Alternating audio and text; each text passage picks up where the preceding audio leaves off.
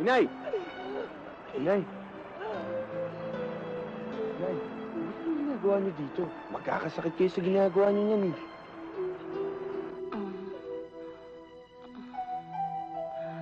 Nay, ano na ang pakiramdam niyo? Nanghihina ako, anak. Sabi ko na sa inyo, Nay, huwag na kayong iinom. Makakasama sa inyo yan. Tignan niyo ang nangyari sa inyo. Saka paano, Nay, pag nagkasakit kayo? Paano na ako? Tigilin niyo na yung kakainom, Nay. Ha? Sige, Nay, pahinga na kayo. Papantayan ko na lang kayo.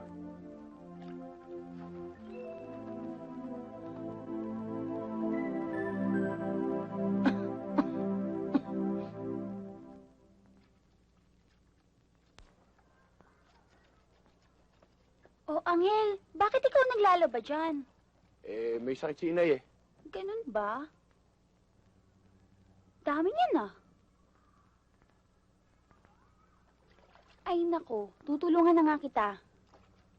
O teka muna, bakit pinagsama mo tong puti at saka dikolor? Hindi nga ako marunong maglabi. Kung Ay wala, nako, kung wala lang sakit si Inay, di ko dapat ginagawa to. magmamantsa to. Ganun ba? Dapat iwalay muna natin to. Tingnan mo, ay nako, kawawa ka naman, wala ka ng Lagay mo t-shirt na lang eh. dyan.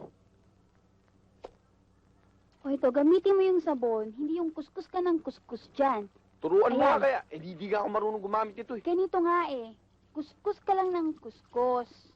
Ha? Tingnan mo mabuti na matuto ka. Bilis, ganito na naman gagawin mo eh. Oh, saan ka nakatingin? Ah, ang puti. Ah, wala.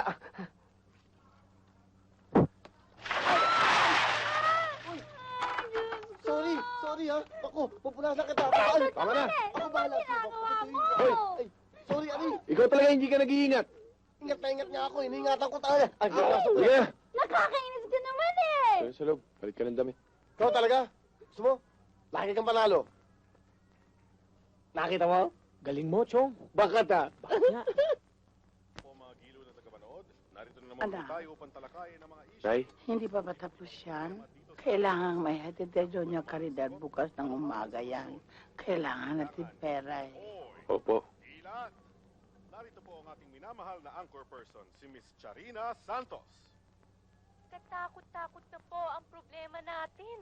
Problema sa basura, lahar sa Pampanga, at ngayon naman ay ang kakilakilabot na problema sa ating bigas.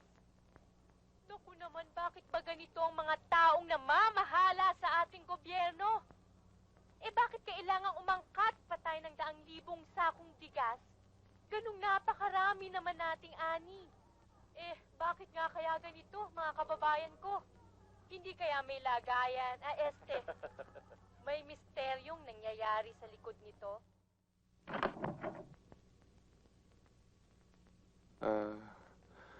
Pakisabi na lang kay Doña Caridad na may sakit lang ang nanay ko. Pasensya na lang. Hindi ko na lang yung bayad. O sige, pumasok ka muna.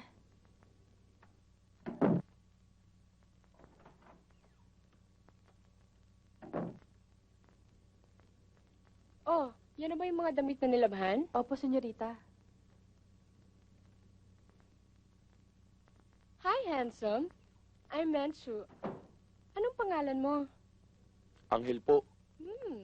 Angel. That's my favorite name in the whole world. You're a heaven sent. Alam mo, I really need a guardian angel eh.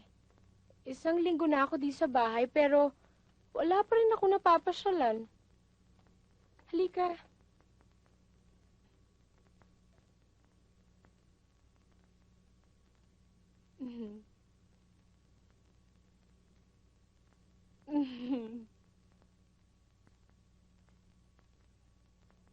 Akala ko, nagbago ng mga Pinoy eh. Torpe pa rin pala. Ano? Homo ka ba? Pakiulit nga sinabi mo. Ang sabi ko, bakla ka ba? Bakla ah.